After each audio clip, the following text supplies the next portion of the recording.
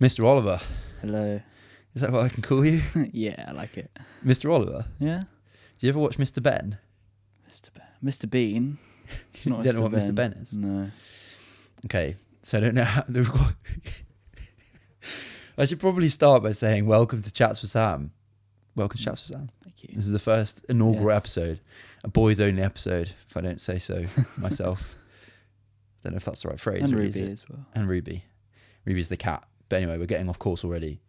Some of you may know I do a Thoughts with Sam podcast, which is just me and my thoughts. I also do a Worship with Sam podcast to get around Spotify's copywriting. That's more of a YouTube thing.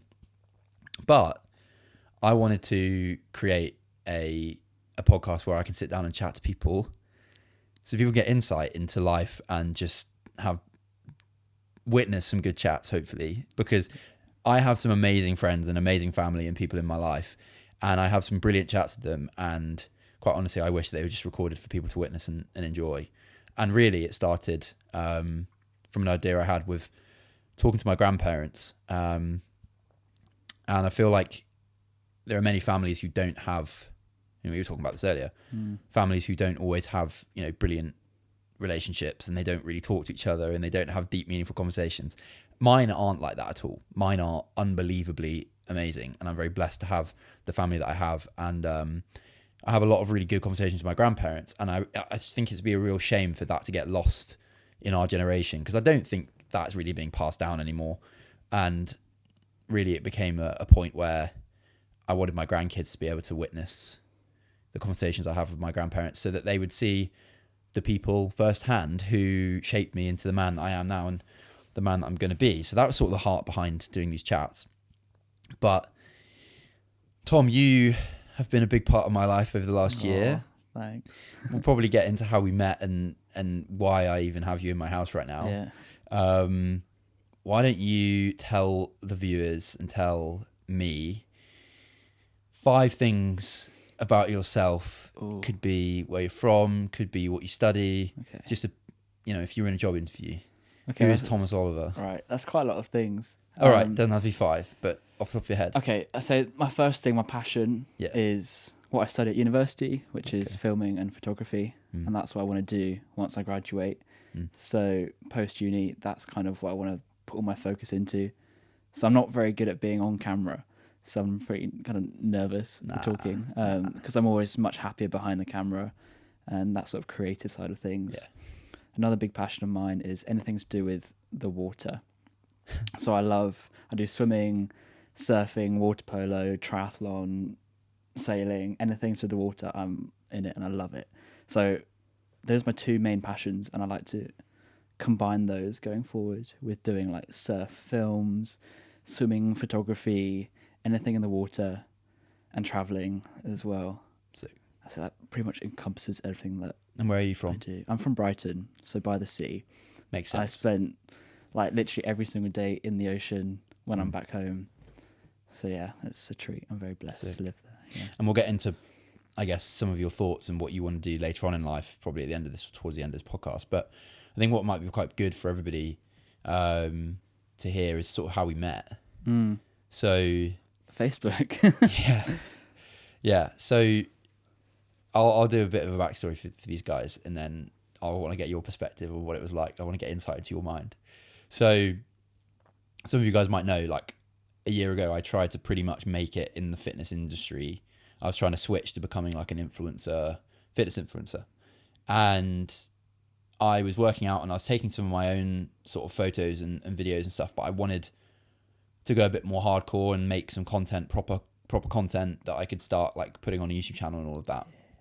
And one day I was at the gym and I just felt, let me just put something on Facebook and see what happens, especially in Leeds. So there's loads of, I thought there might be photography students, there might be videographers, people who need some people to film, and sort of it'd be hopefully be free, and we'd be able to help each other out. And I got like a couple of naff responses from people like, I do thumbnails and and it was like, thanks but no thanks sort of vibes. It wasn't really what I was looking for, apart from Tom, who messaged me, and for some reason I was like, you know what, I'm gonna give this guy a try. I saw his profile picture, it was pretty decent. I was like, okay, this could be interesting. So we met up, didn't we? Went to the pub, And We were there for hours. we were. And I think that's partly, it's weird how life sort of happens. And obviously, we all know my faith, like, I believe nothing really happens just for a random reason. Like, I do believe like everything happens for a reason. And I believe that's God placing people in my life and vice versa. So, went to the pub. What were your initial thoughts of me when Well, when I we don't met really up? do like. I don't normally do like first impressions. I don't tend to judge people straight away. But I was quite nervous beforehand because I don't normally just meet up with strangers I meet on Facebook. Yeah. So then, but then I was Do on quite. Hinge though. I was quite relieved though after like the first 10 minutes. I was like, okay, we're very similar and we have a lot of the same goals, which make it easy to get to know someone and know that we're on the same page when it comes to like doing the photography bits that you wanted from me. And then we kind of just clicked like that. And I remember we were sat outside and it was freezing cold. It And was then so cold. I don't know, maybe like 2 or 3 hours just talking. And then when I got up to go leave, I literally couldn't walk because my knees were like so stiff from being sat there in the cold for hours. Yeah, no, that's cool. And I mean, it was weird for me because I felt like I'd known you my whole life, and we had a lot in common. We were quite similar. We both had sort of similar backgrounds in that, getting deep already. Like, we'd both had periods in our lives where we'd sort of been used a little bit for, I guess, what, and our heart and our desires to create, our desires to, love people and help other people. And some people have used that and abused that, and it's backfired. And I guess in some sense that's pushed us back into our shell a little bit. But at the same time, we have a passion and we have a desire to still make content, to create, to be who we feel we are. And I guess that's something I felt from you. And obviously I was going through a pretty tough time, like in my personal life as well. And you were obviously helping me through that. And I felt like I had, a friend to actually share that with. And I was that was the beginning of the journey. I probably met you, when was it? Like, was it This time last year, kind of. Was it like early? I reckon. Like yeah. March time? Or was Yeah. it before? Well, Was it like February? I remember it being very cold. Okay, yeah, it might have been January, February. Mad. So about a year ago. Yeah. About a year ago. It was about a week ago, isn't it? That song. Okay, so fast forward a couple of months. We were making content. We were doing TikTok. We were doing photography, and I was starting to grow a little bit, wasn't I, on Instagram? And I think the videos and the photography stuff was really helping. It was like a consistent brand, and I was doing my own stuff at the same time. Now, fast forward to April, May time, similar vibes. I'm not going to go into loads of detail because it's not really the right time to do it, but I had a pretty severe life change, and I needed somewhere to live. And I literally didn't know who else to reach out to, mainly because I wanted to be in a position and in a place where I could film, make content, still go to the gym, do all that stuff. And I know I reached out to you because you were with me through a lot of the hardship during that time. And I messaged you, didn't I? And I asked you if I could stay. Yeah. And then I ended up living with you for like 3 months, didn't I? Yeah, I remember because I was in Portugal at the time on a surf trip. Yeah.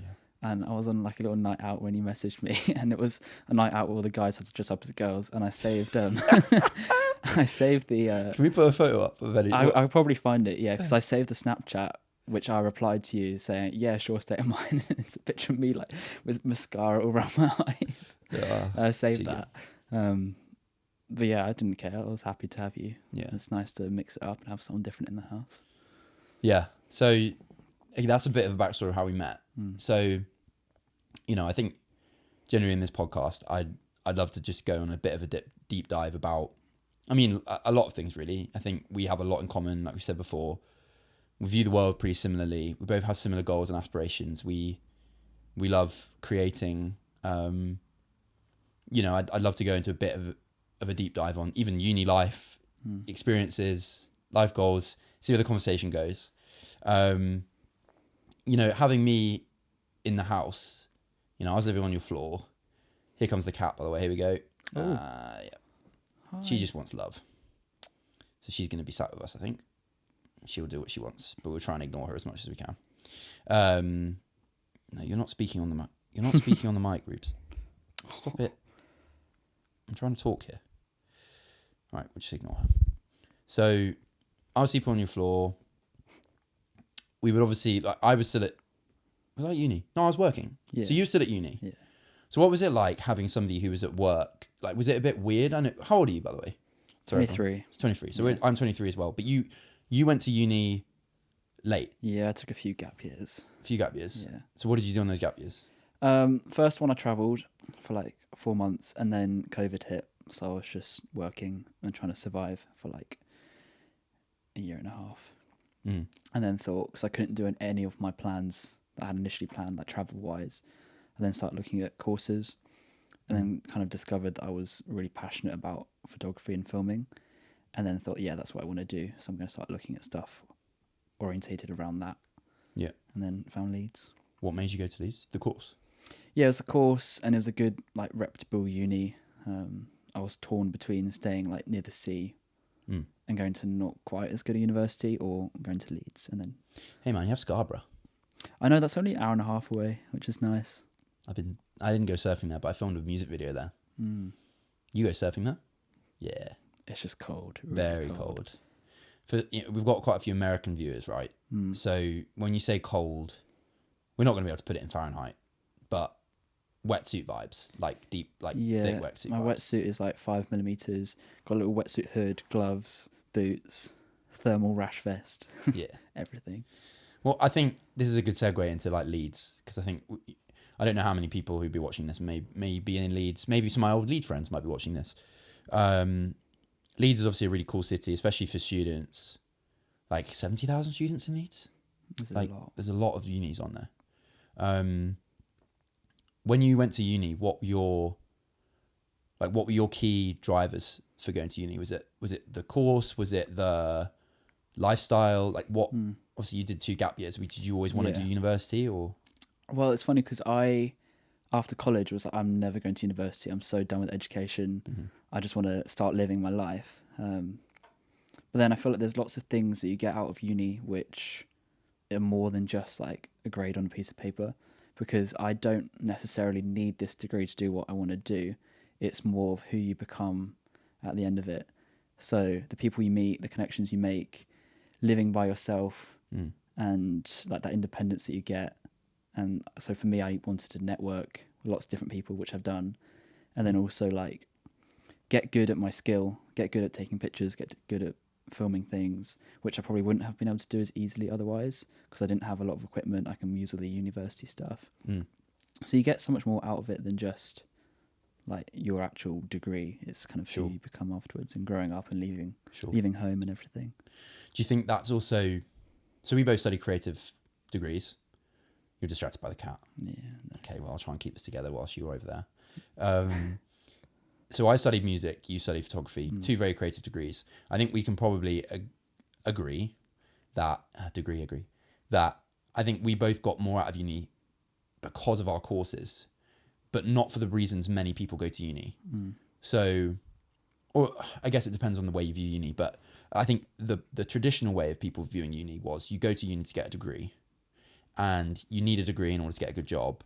And you get a good job in order to make enough money to be able to buy a house.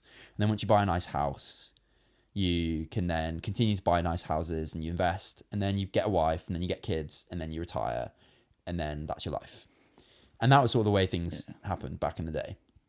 Now, I think that's very different to how people view university now. You do get the people who go to uni because it's the standard thing and their parents may force them to. But I think generally, most people go to uni because of the lifestyle. You can get all this money from the government. You can have a load of fun that's sort of low strings attached. You can find yourself. You can enjoy a load of nights out and sleep around and do drugs and sort of hide away from the real world.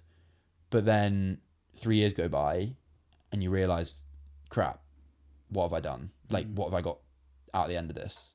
And many people then try and find a quick job, or most people fall into like recruitment, or they'll move home with their parents or something like that. Now, we did creative degrees. Do you think that even that degree choice changes your whole uni experience? I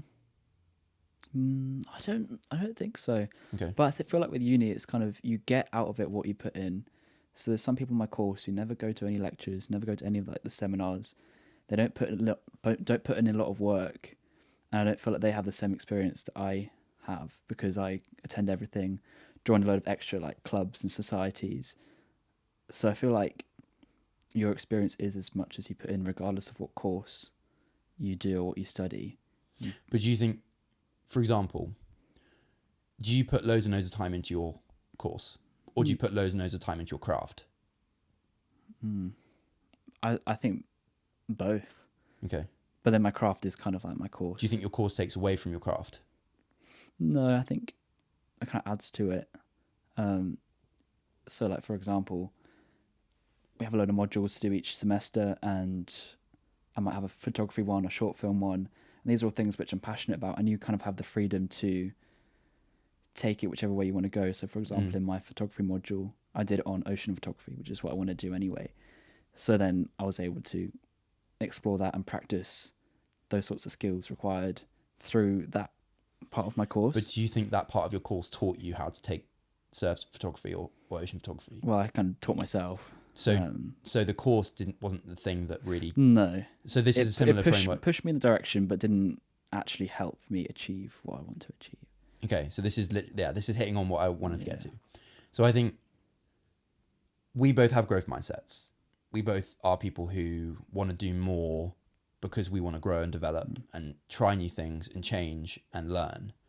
My uni course pretty much taught me nothing other than my one-to-ones with Craig Lees, who is an unbelievable music coach and taught me a lot about technique and taught me about posture and warming up and loads of really practical things. There were loads of things that weren't practical and actually were deterring from my development in music. Mm-hmm. Now, I was very blessed, and it sounds a weird thing to say, but I was very blessed because of COVID. Because COVID, for a music degree, you can imagine, is pretty diabolical when the whole point of the course is to get out, gig, practice, be around other musicians, sing with other people. We weren't able to do any of that. So we were in our bedrooms making music, and some people didn't know how to produce, didn't know how to record, didn't know how to do any of that stuff. I was very blessed because I'd started to think about producing before I went to uni. I wasn't great at it, but I started to dabble with it just before COVID. And that meant that I was well on my way to learning how to produce on my own. I didn't need to rely on anybody else. I think that's photography is pretty similar. Like, you can take your camera out, you can take your, if you have one person who you like and get on with, you can go anywhere and explore and try and practice. But the uni experience really just gives you the framework to be able to go and try and fail and test and make mistakes and learn without consequences. Yeah. And because we're in creative degrees, everything we're doing outside of uni, because it's a passion, is affecting our whole, like we can get away with making content. And for you can then use that as your uni degree. Yeah, true. Same thing for me. I would be making music. I'd be making worship music. I'd be making, writing songs during COVID. And I would be able to submit those as my uni degree. And effectively, like, I got first. You'll probably get first. And I know you will. And we come out of uni with like all of these skills, which we've now built up, because we would have done that anyway, regardless of whether we went to uni, but we didn't then have to stress about, I need a job, or I'm doing a geography degree and I hate it, but I need to keep doing my coursework. And then you're stressed and you're in the library till 5 a.m. And, there were moments where you are up until 4 a.m. Like, I was up till 4 a.m. recording and like singing, and my housemates probably hated me. But, there was something about our degrees and the creative degrees which really helped, because it gave you the framework to be able to be creative without having to have a job. Now, all that to say, I feel like for people who maybe listening to this podcast thinking about, I'm ready to go to uni, or I want to go to uni. This isn't to say either go to uni or not go to uni. I literally have no say on that whatsoever. But I would just say, be mindful of why you're going to uni. Is it for the lifestyle? Is it for giving yourself an opportunity to get a job after? Is it to give you a load of free time, 3 years effectively, and that you want to achieve loads of things within that 3 years, and going to university gives you that 3-year buffer before you have to hit the real world? I think the main takeaway is just be intentional, with the time and the money that you're spending and investing. For me, I just didn't want to waste 3 years. I wanted to make sure I wanted to commit to what I was doing, because so many people just go to uni for the sake of it. They'd pick a degree they don't care about or not passionate about just because it's something that everyone does, Mm. and I don't feel like they take anything away from that. It's just delaying adulthood, basically. Yeah. So they can party for 3 years. Well, let's hit on a few more things on this uni thing, on this uni segment, because I think it could be useful, practical things, and then we'll move somewhere else. What are your biggest pet peeves about living with uni students? I know we talked about it a little bit earlier, but what do you find really frustrating? First year was a shock, I think, because you're put into halls with people that you don't know, and in my flat there was 9 of us, nine other strangers, and these people aren't probably going to be your friends, because they're just a random group of people. Yeah. I got along with one of them, which was Kieran. Great guy. Yes. But I was quite shocked at how young everyone was and how they hadn't been taught how to live. And I felt in first year, I found it quite lonely because I was a couple years older because I took those extra years out. And so everyone was about 18, I was like 20, 21. And yeah, I found it very lonely because all everyone cared about was just going out and partying. And for me, that's not my cup of tea. Has it ever been your cup of tea? No, I don't mind it. It's fine. It's fun, but it's not. Like they would go out every single night, every day of the week, the whole block of flats. So that felt quite like isolating for me because I wanted to get up at 4:30 in the morning, go to the gym, go swim, and meanwhile people are still getting back from the nights out at that time. Was quite lonely, and also everyone's just disgusting as well. No one knows how to look after themselves, cook or clean, which is quite surprising. Yeah, I'm guessing you had the same experience. Yeah. I mean, yeah, we talked about it earlier. I think we're, again, pretty similar. We like to, well, I genuinely think it's come from a place of insecurity. I know this sounds weird and vulnerable, but I think because I didn't have loads of friends growing up and I was quite independent, that's what caused me to go into like passionate things and hobbies, and because I didn't have loads of people to hang out with. So that meant I was in the house a lot. I have a great family, and my mum's my best friend, and she taught me a lot growing up about how to cook, and she wanted me to be as independent as possible. And I'm really blessed to have had that. From the age of 11, we would be doing our own. We'd be washing our own clothes, or at least to an extent. We would be cooking. We would be doing our own. We'd be making our own bedrooms, designing what our bedrooms were going to look like. We would be tidying and cleaning the bathrooms. Really cool thing, which I definitely want to do when I'm a parent, is we wouldn't get pocket money unless we did chores. And I say chores, like, I don't really like that word. I think did jobs around the house to help out. Because I think it's important. If you're living in a home, like, yes, you are 11, 12, you don't have means to make money and work yet, but you can still have those things instilled in you. But what she would do, which is amazing, is she would ask me to clean the bathroom, and then she would judge what I'd done on a scale of 1 to 10. And if it wasn't at like a 9 or a 10, she would make me go back into the bathroom, and she would make me analyze why it wasn't a 10. What had I done or not done that wasn't up to standard? So I then had to analyze what was to standard and what wasn't, find out maybe what I'd done wrong or what I hadn't done right, and then fix it. And I think just that simple, literally just intentionality of a job, and when you start something, whether you like, and something my dad and my grandpa would always say to me, if you're going to do a job, do it well. If you're not going to do a job well, don't bother doing it in the first place. There's no point. Let somebody else who's going to do it well do it.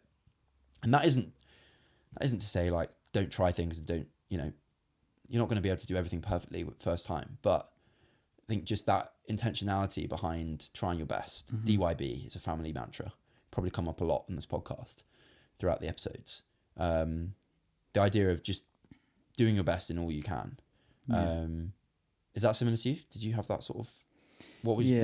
How do you think you got to the point where you were different, maybe from the other uni kids?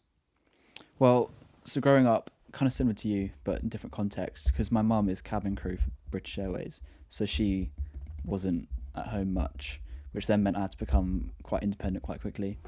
So then when moving to uni, there was not really like a big, I'm living by myself. I'm used to looking after myself anyway. So for me, I was just living, but I guess for everyone else, it is kind of learning how to cook, how to clean. and no one knew how to do that sort of stuff. Do you think it's just the knowing, or do you think it's also the mindset and I guess the the heart behind it? Because I know there's some people who genuinely they have a heart to do better. Mm-hmm. Is that what you experience, or is it different? They just don't care. They're just lazy. Everyone is lazy, which I was very surprised about uni. It's like they didn't actually want to be there, just wanted to do the bare minimum. Everyone is so lazy. Especially realised that on my course. Because in my first year, it was kind of on the back end of COVID, we had Zoom calls for our things. So we have to take pictures, send them into our lecturers and talk about them on the Zoom call. And every week I was the only one that actually came with a picture. No one else, I think only like a couple people would show up to the Zoom call. No one else even bothered like sending in anything or even showing up. Similar. And it's just like, why are you here? So, well, yeah, it's all about what you put in. And everyone's just lazy.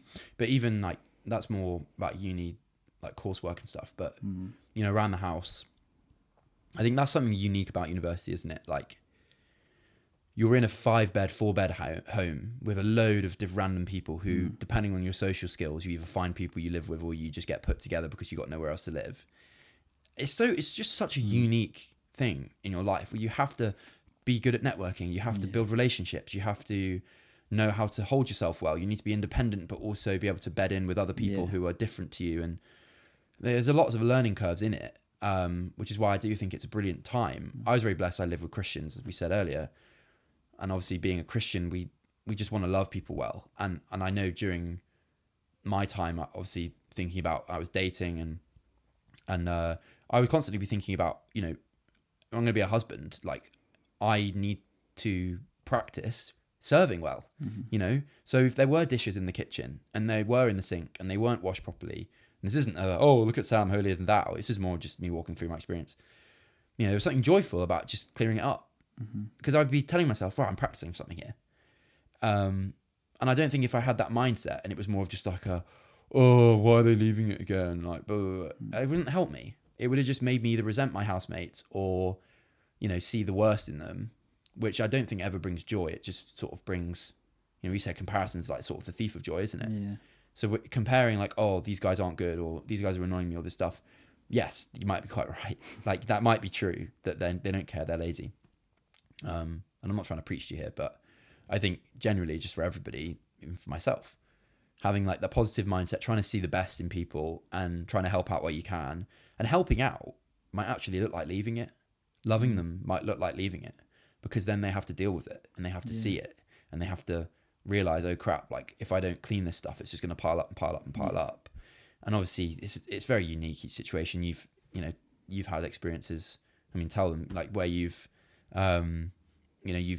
tidied up and then the next day it's just dirty again, and then you'll get a message in the group chat and if I then share that story, because that's quite an interesting one. Leave one bowl out on the side, then suddenly someone sends a message into group chat someone needs to put their bowl away, it's disgusting. When the day previous I had cleaned the whole kitchen, swept all the floors, hoovered, wiped down all the surfaces. So yeah, it's very easy just to whinge. But I think kindness can be contagious as well. Yeah. So I like to think that if someone sees me doing a big deep clean of the kitchen one day, then they'll think, oh, okay, I'll do it next time. Which isn't always the case, but in my second year house, that was very much the case. One day I'd do all the dishes for someone, and the next day they thought, oh, okay, I'll make Thomas dinner, which was just nice. It made living so much nicer, which it can be, I think, once you find your people. Well, segueing out of uni, I mean, I've graduated now. You're close to. You're thinking about after. Yeah. What do you plan on doing after uni? I think my number one goal is to leave England. I can't stand it here, mainly because of the climate, the weather. I'm not built for this cold weather. Yeah. I think I'm heading straight to Australia. Okay. One-way flight. You ever thought about going anywhere else? So many places. The list is very long. I don't know where to start. Literally, Southeast Asia, Central America, everywhere. So why Australia? Mainly the lifestyle. I went on my gap year. Gap year. And can you just? I need to stop you there. So many people will not know what that reference is. No. Can you just explain what that means? Well, to translate, it means gap year. So To translate. it's when you take a year out between finishing college and then going to university. And who coins the term gap year? I think it's people in Exeter. Exeter. Yeah, So quite wealthy people will go on a gap year where mummy and daddy fund their travelling to Thailand. And they do like 2 weeks in Thailand for their gap year. I didn't have one of those, by the way. And they get a shell necklace. But you went on a gap year, so I but you did. didn't go on a gap year. No, I found myself. Did you say shell necklace? Yeah. Well, I didn't. But, I did get a shell necklace on my gap year as well. okay. Um, So anyway, yes, Australia. Yeah. I love the lifestyle in Australia. When I was in Sydney, So you've been to Australia? yes, twice. Oh, rub it in.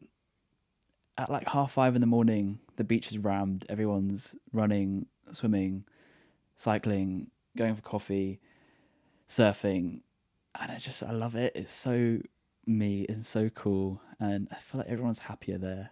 Just the quality of life is better. And good for photography? Yeah, lots of opportunities for what I want to do, especially with like surf photography, and less cold as well. So obviously, if you're going to leave uni, you leave all that happy framework of getting money from the government. I know. So I'm actually going to have to work. I'll probably work over summer again. What do you do? So I do a bit of beach lifeguarding, which I've done for 6 summers now. So this will be my 7th. So you got that qualification how old were you when you did that? I was 16 when I first started. Were there many other people doing it at the time? It was quite competitive. I guess where you live as well, isn't it? Yeah, but I kind of grown up doing it. I'd been doing like lifeguard training from when I was like 14 and swimming a lot before then anyway, so kind of just naturally fell into it. And living by the sea helps a lot as well. And then when I'm not lifeguarding, I recently started doing like swim holiday guiding. So last summer I worked in Greece and Slovenia, a bit of Italy as well, taking people out on swim holidays, which is really cool. Great way to meet people and see beautiful countries. I remember you FaceTiming me when I was just going into the gym and you were like, I've just been, it's my day off and it's just been sunny all day and I'm just staring at the sunset over the, it was lovely. It was really cool. So that was your summer job and you'll be doing that this summer again? Hopefully, yeah. And in the similar place, or how does I think it's a really cool job, like genuinely blows my mind. And it's really good because, you said it was very competitive, even getting it. Yeah. And you can now take photos on it as well. So you can be learning, you can be practicing, you can doing all that stuff. Yeah. So I told you this earlier, but I sent them an email basically saying, hey, I'm graduating in photography this summer. Would you like me to help out with the marketing and make some like promotional material using my film and photography skills? So hopefully I can kind of combine my 2 passions, which is swimming, traveling, and photography. 3 passions, and do all 3 things that I love. Like they had a photography competition last year, which I won, which is pretty cool. And that was a picture I took in Slovenia. But again, because I was working, I didn't really have time to commit to like getting the perfect shot. So I like to be able to spend more time doing that and hopefully earning money doing it as well, which is the goal. Mm-hmm. And then in Australia, you want to be doing, I guess, just similar skills. You've got family out there? Yeah, I do. I might try a bit of lifeguarding out there. I'd quite like to work on like a surf yoga retreat sort of thing. It's so you. Health and well-being. Yeah. Waking up at 5 a.m, getting a coffee. You don't get coffee. No. That sounds... It does sound too good to be true in some senses, but that's the thing about this country. We don't hate... I actually love the UK. I think it's brilliant. We spent the day going around in the Cotswolds and driving around on the roads, and it's beautiful here. But I do think, if you're wired a certain way, creatives, we're both into our health and gym and fitness and discipline and all of that stuff. I do think when you're young and you're in that mindset, going to a place like Australia where everybody does want to be active, they do want to be up and about, they are happy, they're optimistic.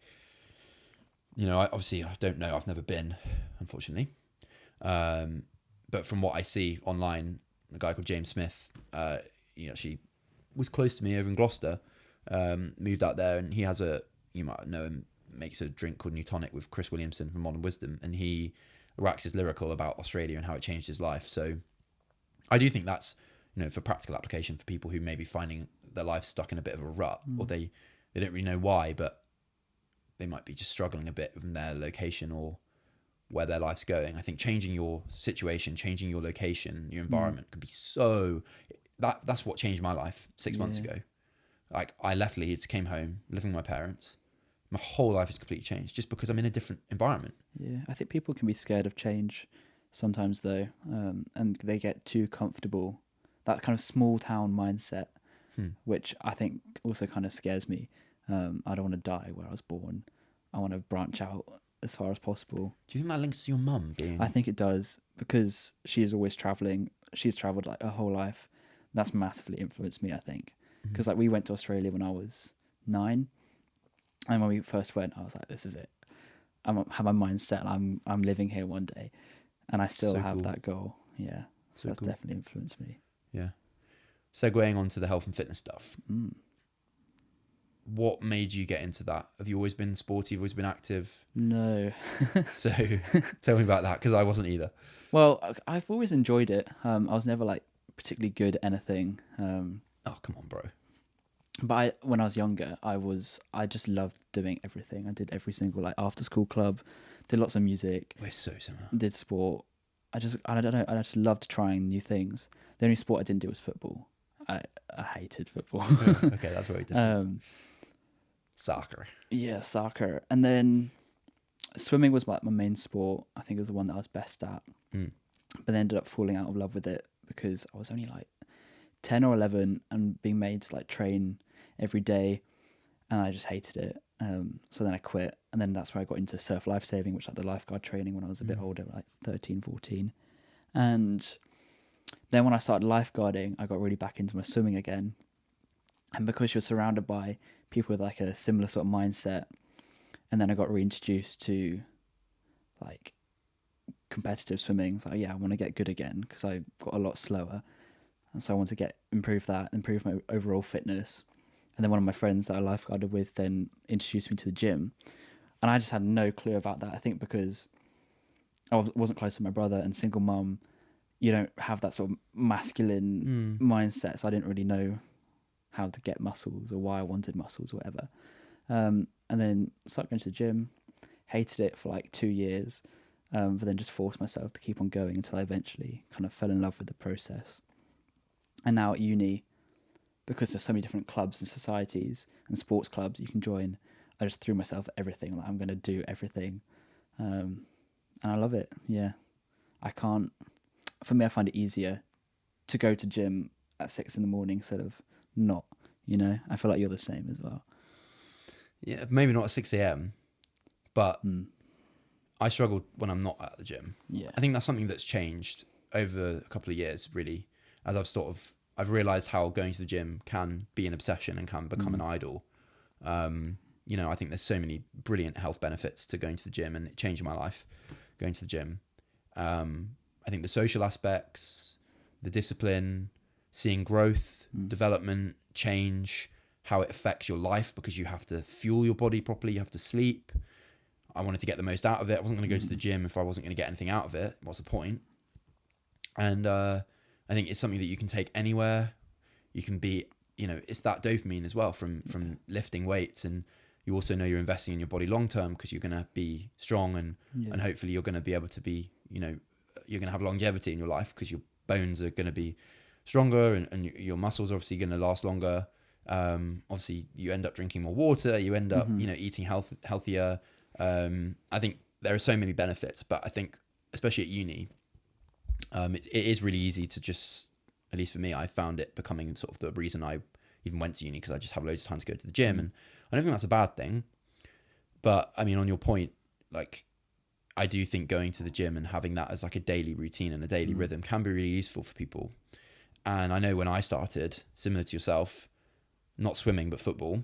So I played football, only started when I was about 10 or 11. Other kids started when they were 5. Their dads wanted them to become the next football star ever. The next Ronaldo, the next Rooney, whatever. And I didn't have that. My dad liked rugby. But when I was at school, I just saw people playing football and started watching football on TV and saw Ronaldo and Man United. And I was like, whoa, who's that? And that made me fall in love with Man United and Ronaldo. And so he's a massive, you know, I wouldn't say idol, but, you know, role model in my life, watching him and his mindset. And he would go to the gym and he'd get to the training pitch before anybody else. He'd be the first to leave, first to go and first to leave. And that mindset and just seeing him independent, but also care for other people. And he would just be so angry if he wasn't living up to what he knew he could do. And he wanted to constantly improve and develop. And in some sense, he would also hold his teammates accountable because he wanted to succeed. He wanted to succeed. So if other people weren't going to have the same mindset, and I think you have a similar mindset, you know, you're putting loads in, and this is why group work can be so frustrating. I'm sure loads of people can relate to this. You know, you're putting all the work in, you're trying really hard because you want to be the best you can be, and you want to have something at the end that you're proud of. And you've got other people who aren't really on the same wavelength. That's really hard. But that's why I liked football. And then after that, I started to wanting to play a bit better and getting better. And I started going up the ranks, and I ended up joining a football team called Forest Green Rovers, which is a local club here. And I knew that I wasn't really invested in it. I went to church on Sundays. I didn't really give two monkeys to make it professionally. I also hit puberty quite late. So I was in that weird phase from like 12 to 16 where I hadn't developed yet, and I hadn't even started developing properly yet. So I sort of fell a lot behind other people, and I didn't feel like I was getting as much out as I was putting in. So I stopped and I moved into refereeing, which is similar to lifeguarding. Nice, yeah. So I was doing a lot of, I'd say more of like the mature end of football, where I'm literally interacting with parents. Right. I'm interacting with adults who are potentially 3 times my age. And I'm the person who they're looking to lead the match, who has to be the discipline maker, the judge and the jury on the pitch when their kids just slide tackled someone and their dad's like, send him off. And now I've got this kid who's crying because he feels guilty about hurting another kid. And then you've got the parents on the other team saying, send him off. And I'm like, well, sending him off, is that going to make him never want to play football again? And you've got all these things. A lot of pressure. Mate, it was a lot, but so good. You know, I'd be waking up at 8 a.m. and I'd get a text message from the manager in the week saying, hi, Sam, I see you're the ref for the game. Still on? I'd be like, yep, all good. So I'd go, my dad would take me. And, you know, I'd get there and I'd do the pitch inspection. I got the qualification. I got my money beforehand so they couldn't run off with it at the end. It's like 30 quid every match, and I get expenses as well. Yeah, it was good. And, you know, I think that was the discipline. You know, many days where I'd wake up on a Saturday morning and it'd be freezing cold, 9 a.m. And I'd be like, man, I really have to get in my car and drive all the way to Cheltenham and referee a match. And then before I know it, it's already 2 p.m. and my day's gone. And I would often say to her, oh, Mum, I don't. And she'd be so encouraging. Come on, Sam. There's a reason why I'm doing this. It's so good for you. So good for you. I didn't do it when I went to uni, but similar to your lifeguarding, I guess. And then I didn't end up playing football at uni like you went back into swimming. But for me, the gym was then that. Yeah. It was that chance to have an outlet and to develop something and grow. And I think those skills, like especially with the discipline side of it, regardless of how much weight you lift in the gym or what sport you do, it's that discipline mindset. Whereas if I can go to the gym in the morning and do something that I don't want to do, I can then do anything, you know? Mate, so true. So if I go to the gym, bench press 100 kg, sitting down at my desk to write an essay is easy. That's a treat, you know? And it just completely reframes how you think about perceived effort and doing something you don't want to do, get uncomfortable. I guess same with your cold dips you do in the morning. Plunge pools, yeah. Doing something that makes you uncomfortable makes everything else seem so much easier, you know? That gym we went to last night, the Grow Room, has something on the wall. I'm probably a butcher exactly what it is, but it's basically like discipline is doing something you don't want to do and acting like you love it. Yes. And that is like so powerful, I think. Because it's those days when you wake up and the last thing you want to do is get out of bed at 5 a.m. And you have to tell yourself, I love getting out of bed at 5 a.m. And you just have to go do it. Yeah. And that, I think, is different to people who go to the gym who just want to get jacked because they want to look good in a shirt and they want to look good in front of their mates. And I think you can sense it. You know, I think you can sense it when you go to a gym. You find the people who are driven and they care and they love it and they want to see other people develop and grow and change their life. And then you see the people who are maybe there because their mates have dragged them there and they're just wanting to sort of showboat and push a load of weight. And I'm not here judging them, and everybody's on their own journey.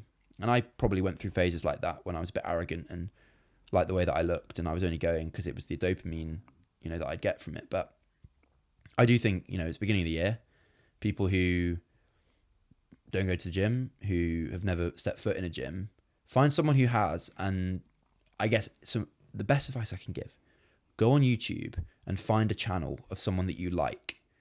So I'll list a few now. If you're a guy, I'll list a few. If you're a girl, I'll list a few. So guys, Chris Bumstead. Everyone knows Chris Bumstead. He's transfigured just bodybuilding. He's now lifestyle, just one of the biggest guys on the internet. Amazing. Watch his YouTube videos. Just watch and copy what he does. There's a great guy called Anthony Mantello as well, bodybuilder, but young guy, 22. Really, really great videos. Jeff Nippard, controversial, but really good informative videos. And again, controversial, but Athlete X, Jeff Cavalier. Ooh. He has some really, really good fundamentals. I did watch him when I was. I watched it, mate. I used to watch every single video of his. Yeah. Also, Coach Greg Doucette. Okay, people love him, people hate him. I love him. He's got a heart similar to mine, where he will wear his heart on his sleeve. He'll be authentic. He might say the wrong thing. He might come across in the wrong way, but he genuinely cares to see people develop themselves. So there are some really good guys. Watch them. Get comfortable watching them, because I think when you have a relationship with like a YouTuber or an influencer or an Instagram person, and they're going to the gym, and you start watching them, you feel like you're already in the gym with them. So then when you step foot in, you already feel like you don't feel as insecure, because you're not just starting at zero. Yeah. You've already got a bit of a baseline. And then for the girls, Anthony Mantello's girlfriend, Ali Prince, really good. Just does some really good videos on fundamentals. There's also a woman called Laura Lee Chapados. I might put some of these in the show notes if you care about going into the gym. But she's really, really great. She's a bodybuilder, but she has some really, really good videos from back in the day of just breaking down, I guess gym and lifestyle and fitness and how to get into it. And I guess just having a good balance. So yeah, that's a really good way of getting into the gym. But what do you see like in the next 2-3 years? Who do you want to be in 3 years' time?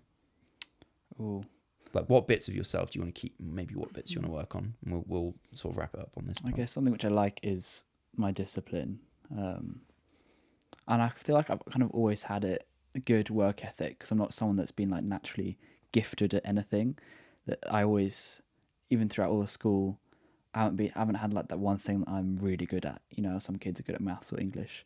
I have to work hard, and I still got good grades, but I had to work really hard to get those grades. I wasn't naturally just like gifted with them. So I definitely want to carry that forward, and I think just be the best version of myself that I can be. That's always my goal. That's why I want to go to the gym every day. I'm not getting hung up on like progress. Have I put on enough weight, or do I look a certain way? I'm more about how I feel, and I'm bettering myself each day, and that's what I want to carry forward with me forever, especially the next few years. But then also, because I'm graduating this year, it is quite scary to take that leap. I want to always talk about moving to Australia, but actually putting that into practice is quite scary. Going to a new place where I don't know anyone, don't know anything. But yeah, what about you? I think for me, what do I want to keep? Or who do I want to be in 3 years? I think I want to believe in myself more. I think that takes time, and I think it's a balance, because I think believing in yourself is different to being self-confident, because I think being self-confident can sometimes be, or I guess it's different to arrogance. I think sometimes it's a really easy line to cross over, where you come across as arrogant because you're good at this, or you look this certain way, or you do that. But I think inner confidence comes from, and obviously for me as a Christian, it comes from my identity in Jesus. And I think that's something I'm really growing in at the moment. And really, that's something that no matter what happens in my life, no matter what circumstance I'm in, no matter what someone says about me, I know that there's now no condemnation for those who are in Christ Jesus. So yes, I can still look back and see maybe where I've made a mistake, or where I failed, or where I've maybe made the wrong choice, but knowing that my future is still so secure in that, and that's something that I want to continue growing in. But I think the things I want to carry forward as well is, similar to you, the discipline of just being okay, being different, being okay, stepping out. And I think as you get older and you mature, you start realizing who you are and really what's ingrained in you. And when you maybe falter from that identity or trying things that maybe you've never done before, and then you realize that isn't me, like it gives you the opportunity to really bed in on those things which you know are ingrained in you. So for example, the podcast, the music, the photography, the videography, similar to you, like I know that's all a part of me that I love, and it just brings me so much joy. These sort of conversations, being able to open up and be real and authentic. And I want to be somebody who in some senses like is the glue between a load of different people. There's something that brings me so much joy in introducing people who are like-minded and who like similar things, who have similar heart postures, and connecting them up. Because we live in a world that's so disconnected, and we live in a world which is so divided, and no one really knows how to talk to each other. No one really knows how to relate to each other. There's a lot of misunderstanding, and I think that's why talking and communicating is so important. And that's why, conversations like this are so nice. And obviously you're already my mate, so it's different, but I'd love to be able to have people on something like this, go across the world and talk to somebody for the first time and just find that common ground, find that humanness that we all have, and debate and find where we maybe differ and try and give each other a different view or something to think about. And I think that's something for all of us. And my heart behind this podcast is that you guys leave after listening to these with maybe just something to ponder, maybe something to look at, something to review in your own life and your own mind, and to be somebody who's open and accessible so that people feel like they can reach me and ask me questions, or in some senses just maybe see me as a role model. And even that outside accountability, bro, is so like having a platform and having people maybe look up to you. It's always something that's been in me from being head boy at my school. Same. You a head boy as well? Yeah. Shut up. Okay, that's weird. But yeah, I think that's we care. We want to be somebody who people can rely on, and that's probably why we both want to be dads. We want to be parents. We want to lead. We want to care for. We want to provide. We want to be that buck. When the buck stops with us, like we want to be that guy on the chopping board who is there when things go wrong and will take the hit so that other people can continue to thrive. And I think I see that in you. You were there for me. And it's nice because I can sometimes, I hope to repay you one day in some way. I don't know how. Well, this isn't really repaying you. But hey, we'll wrap it up there. What is your Instagram? Let's plug you as much as we can. I don't have Instagram, but you do. So I do. Go on, plug it, bro. My Instagram is _Thomas_Oliver_. And what's your photography account? It's linked in my bio. You can find it. Okay. Yeah. So in the next 3 years, we're going to see you as some famous surf photographer. Yeah. And then by the time I'm 30, so in 7 years, I will be the next David Attenborough. Nice. Yeah. And you're not going to transition to OnlyFans? Depends how desperate I get for new camera equipment. Yeah. But we'll see. Not yet. I'll be there when it happens. On that note, we're going to wrap up there. But guys, thanks for listening. Thanks for watching. And we'll see you in another episode of Chats with Sam. I have no idea when, but I hope you've enjoyed this episode. I've enjoyed it. Have you enjoyed it? I have. It's been a lot easier than I thought it would be. Okay. Yeah. But that's good to know. Hopefully it was enjoyable and it wasn't boring. And hopefully the cameras are still working. Hey. Oh, imagine. Well, we'll see. Anyway, bye.